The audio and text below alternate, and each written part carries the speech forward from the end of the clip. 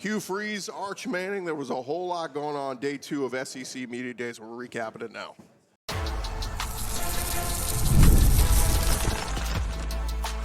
You are Locked On SEC, your daily podcast on the Southeastern Conference. Part of the Locked On Podcast Network, your team every day.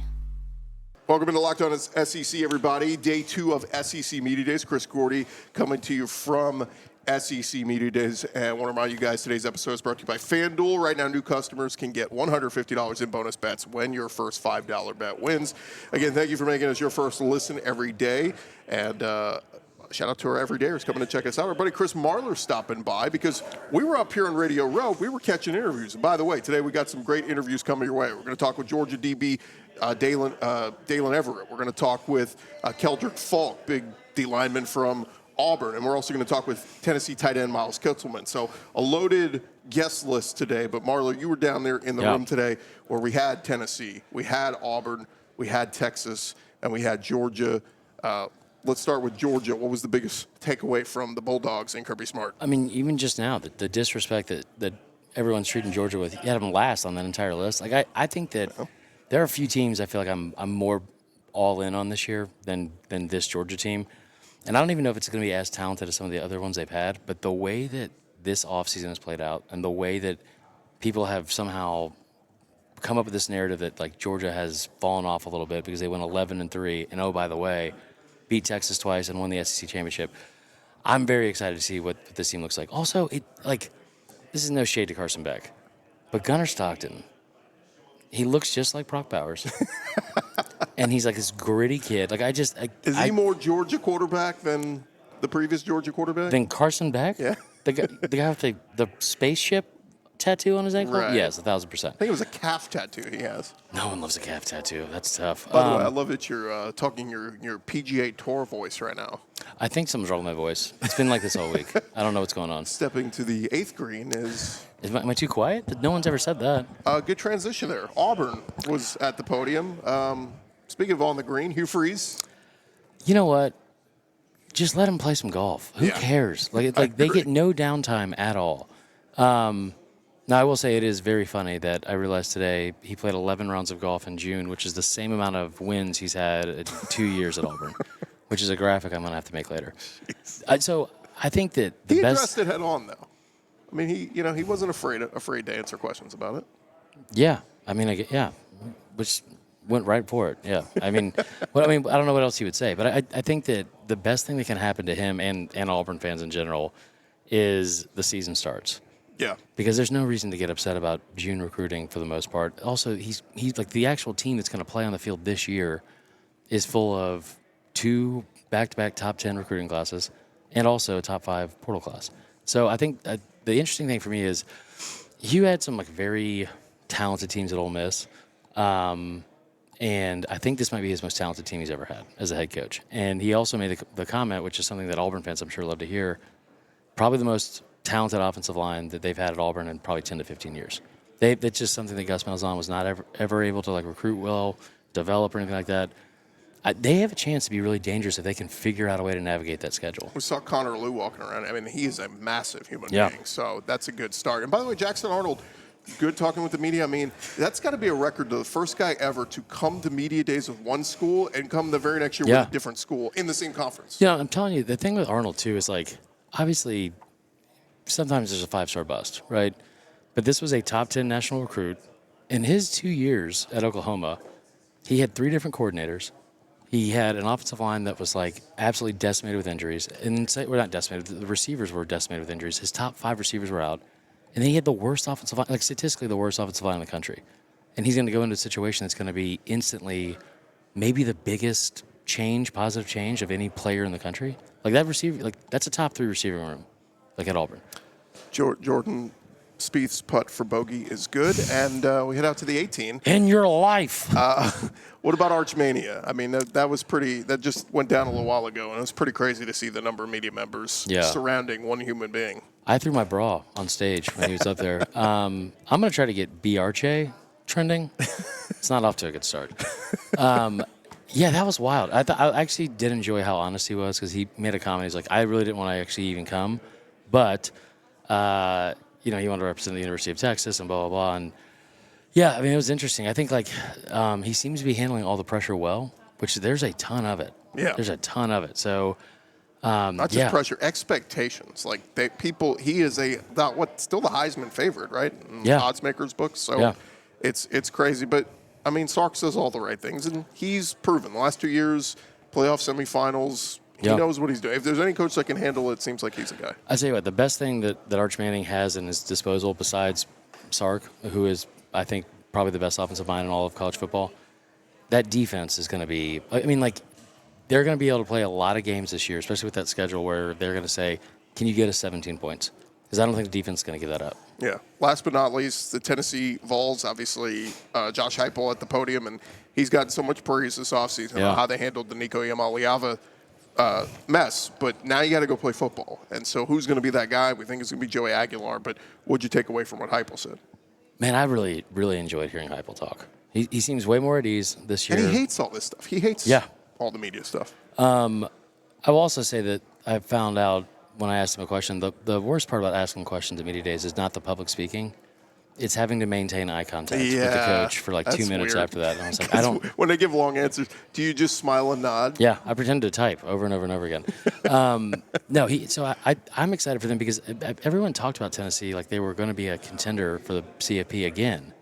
That was the talk all offseason. They had the schedule is not super difficult, and that's what the expectation felt like it was going into the early offseason.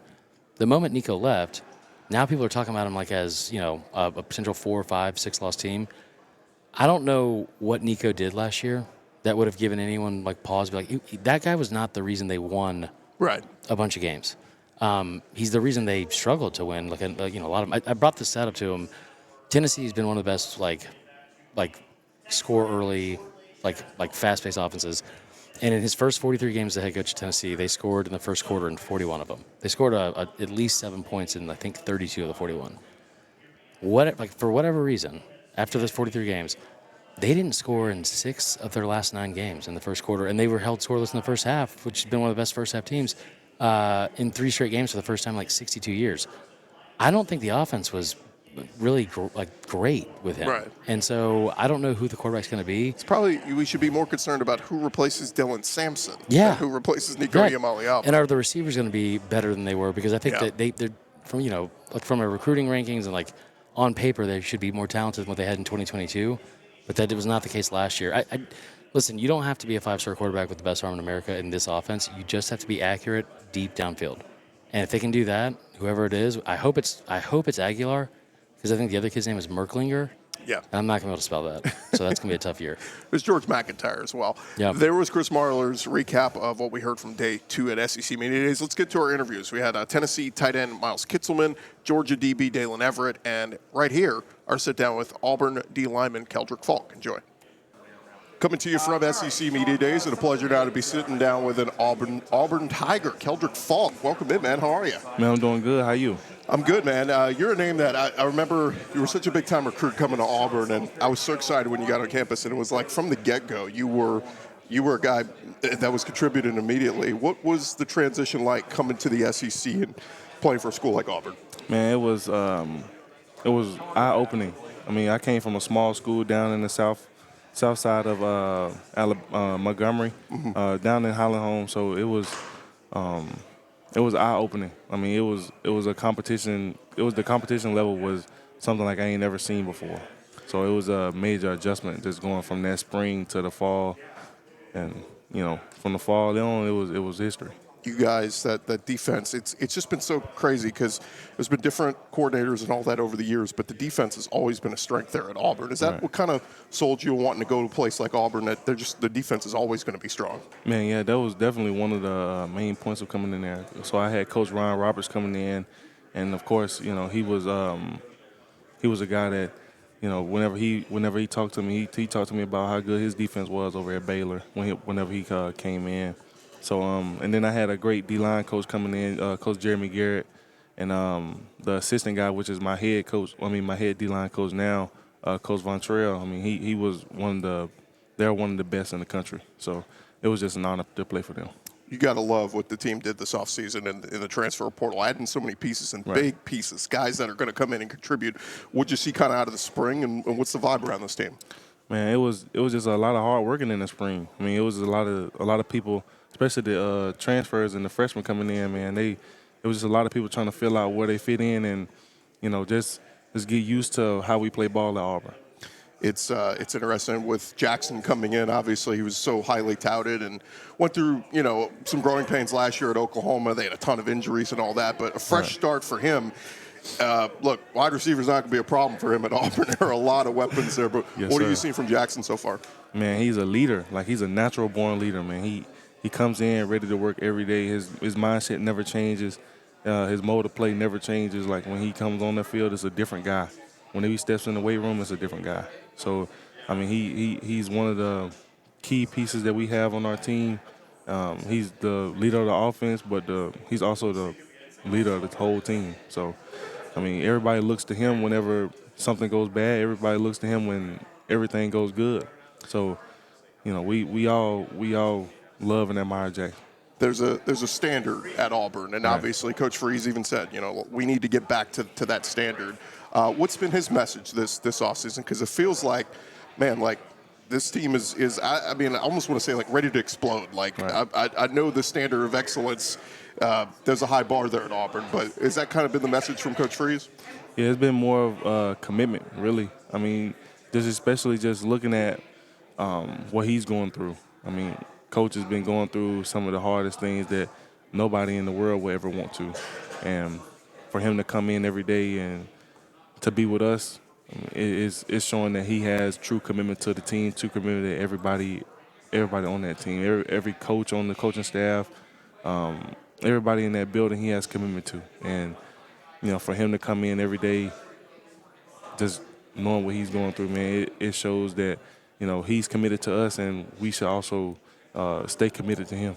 All right, real quick, when you're not playing football, what's Keldric Falk doing? Man, I'm on the game playing Call of Duty.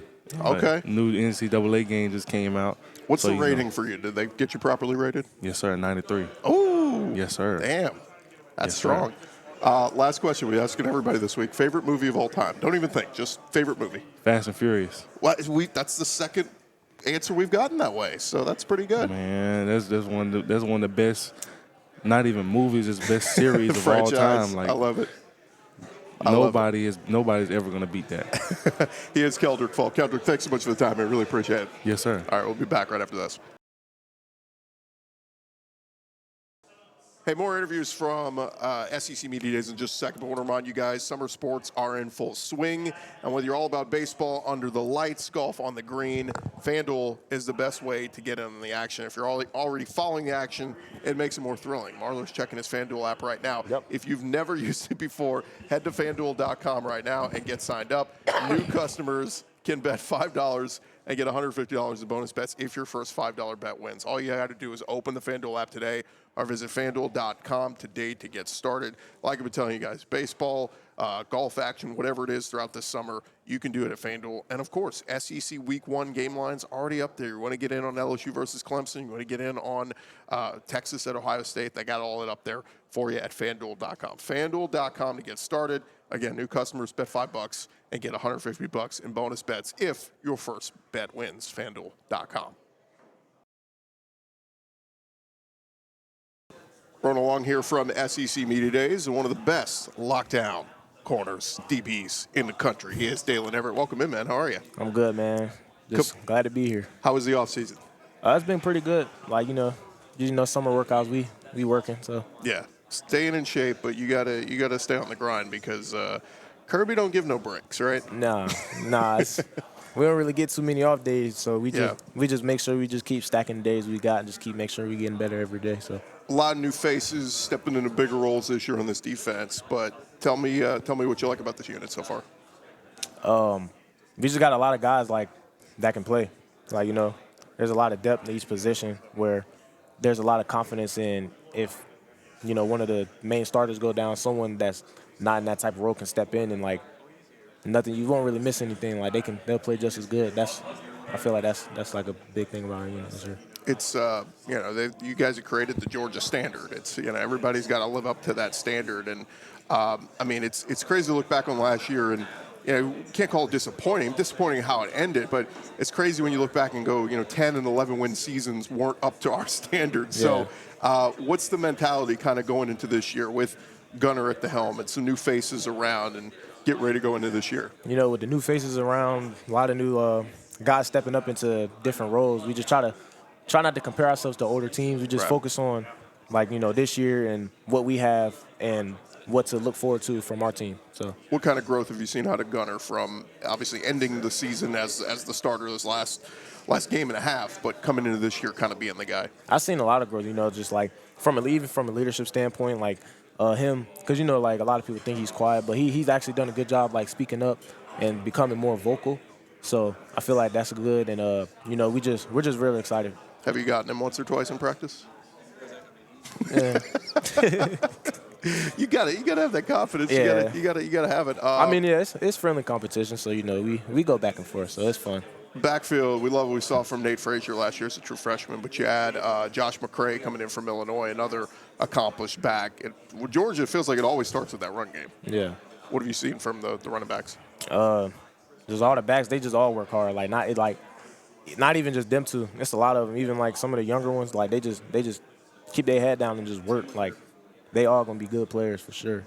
Last season with the expanded playoff, it's the season was literally the longest it had ever been. Yeah. I know Kirby preached at the start of the year, but it really was taking it 1 week at a time and keeping your body in good shape because injuries happen. But you're gonna be playing the most games you've ever played in a season. You really got to take care of your body throughout the year, right? Yeah, no, for sure. You really gotta make sure you're really taking care of your body, even if you don't really want to. You have to, especially with how long the season is. That's just something you have to do because if you don't, say you don't keep up with that for real, eventually the wear and tear is just going to get to you. So it's just making sure you're taking care of your body. This secondary, the unit's been so good. What makes this group so good? Is it just preaching fundamentals and staying on your game? And if that's your man, stay on your man, that sort of thing? We just got a lot of guys that go out there and compete, a lot of confident people. And, just from a communication standpoint, I feel like, if we're all on the same page, we'll be unstoppable. So it's schedule's always tough. Is it one of those things where you just really have to, you can't even let it overwhelm you? You just got to watch it game by game, week by week, and take that's it the one best. game at a time? That's the best way to do it because if you try to look ahead to other teams, then it might overwhelm you a little bit. Then you might not even play good in the game that you got that next day or that upcoming week. So you really just got to take it one game at a time. Whatever we play that week, you just put all your energy towards them, and then the next team will come. So. I like that we saw some good flashes out of KJ Bolden last year. Now he steps into a little bit of a bigger role this year. What have you seen from him? I've seen a lot, man. He's been working hard this summer. Man, I'm just real excited for him to step up and step into that role and see what he can do. When Daylen Everette's not playing football, what are you doing? What am I doing? I might be somewhere working on a car or something. Really? That's something I'm really into. That's what you've been doing? Yeah, I'm a super nerd when it comes to cars. You can ask any of my teammates. That's awesome. If you got a question about a car, you come ask Daylen. So. Is that from your family? You grew up working cars? Yeah, well, my dad. So he actually works in the industry. He works for Stellantis, the company they own Dodge, Jeep, Ram. Yeah. So, but he's been a car guy all his life too. So just seeing it from him and that's something I always wanted to be into. So he taught me almost everything I know about the car. So you know that you can point to a carburetor, you can point to a radiator, you know all that? Yeah, I love that. Do that. Yeah, for sure. I couldn't do that, so I appreciate that. All right, last one for you. Just don't even think about it. First thing that comes to your mind. Favorite movie of all time? Interstellar. Really? Yeah. We had somebody else said that the other day. Hey, that movie different. That's awesome. It's funny because it came out so long ago, but I literally just saw a couple months ago, and when I finished watching it, I was like, bro, this might hands down be the best movie I ever watched. I still don't understand it though. Yeah, it's weird. It's a lot. But I would say if not that one, I'm a big Transformers guy. So Transformers, Dark of the Moon, that's the best one. Somebody else said Transformers. It's crazy. Dark of the Moon, the best movie though. I think that's the best one. All great football players think alike. I asked that question because we asked Anthony Richardson a couple years ago. He said Venom. I said Venom is your favorite movie of all time. Oh, that's crazy. So that's why we're asking everybody. That's a good movie though. It's okay. Greatest of all time. Yeah, that's Wizard of Oz, Gone with the Wind, Claudius Clack, Casablanca, that's Venom. Yeah.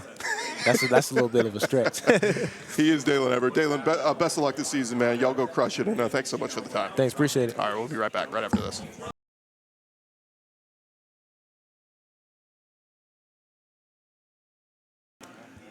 Rolling on here from SEC Media Days. It's a pleasure now to be sitting down with Tennessee tight end Miles Kitzelman.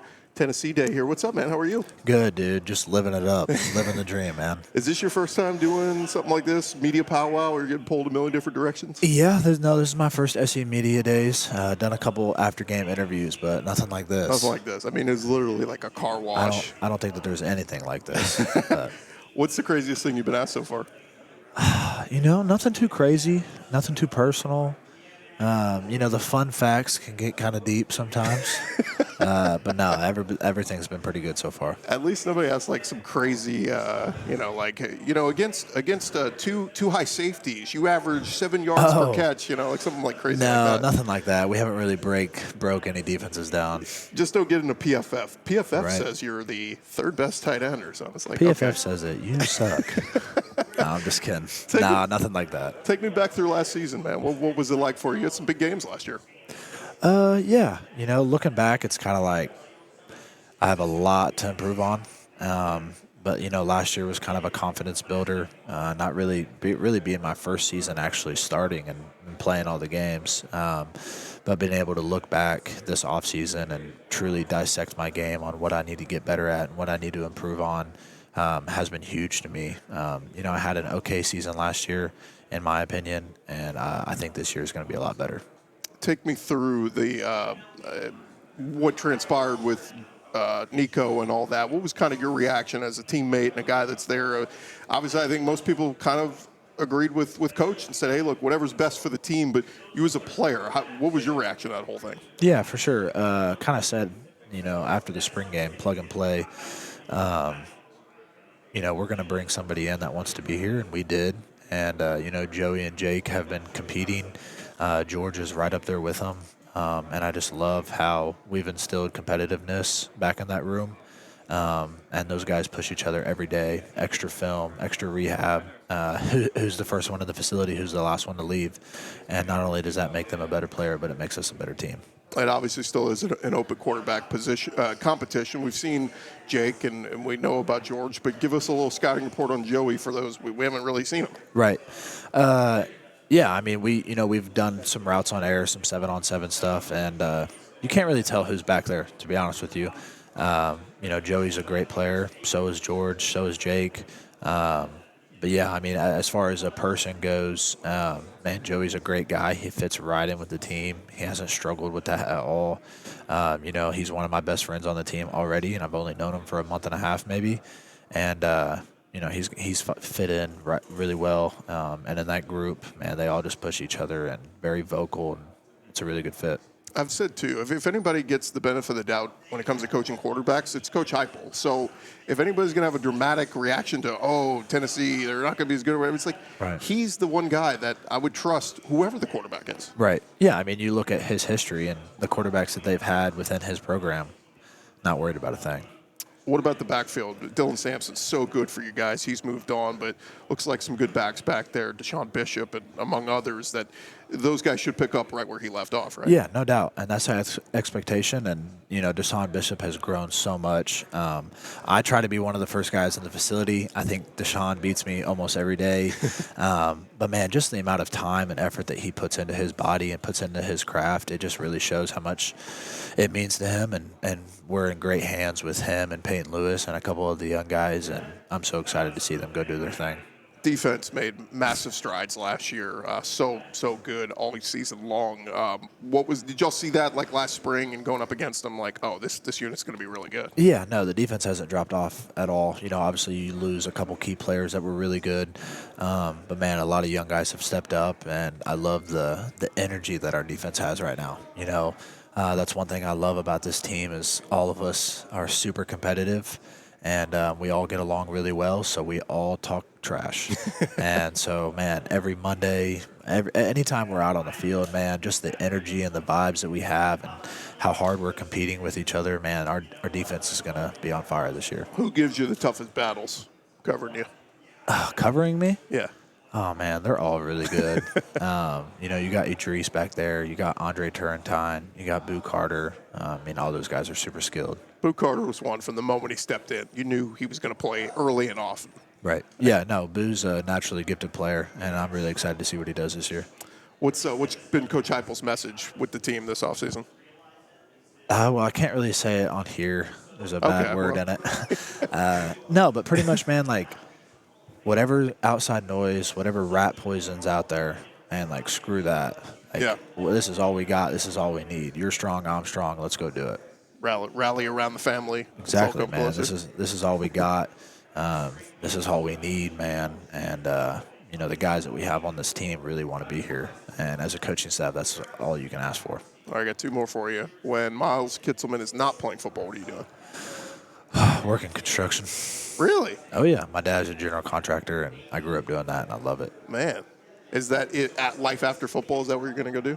Well, God willing, I'll play a long time in the NFL, and I'll invest it wisely, and I won't ever have to put a tool bag on.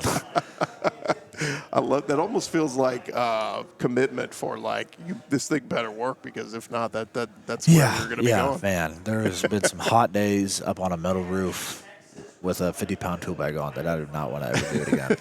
Talk about discipline, though. Get ready for the season. Oh, yeah, no Some doubt. practices, you look forward more to the practices than that, right? Yeah, if you need to cut weight, just go work construction for a couple weeks. Last one for you. Just don't even think about it. First thing comes off the top of your head, favorite movie of all time. Step Brothers. Oh, I love it. That's a good one. Easy. Great answer. Easy. He is Miles Kitzelman. Miles, best of luck this season, man. Thanks, guy. All right, we'll be back right after this.